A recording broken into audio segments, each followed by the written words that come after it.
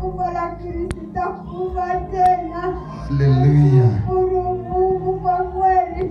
Nashukuru na majirani zangu kwa kunileta hapa. Mungu awatie nguvu mwonekane na watoto wenu. Nilikuwa sijui. Na mateso madawa nimepewa. Mungu ni ya kutosha. Kwa kweli namshukuru Mungu.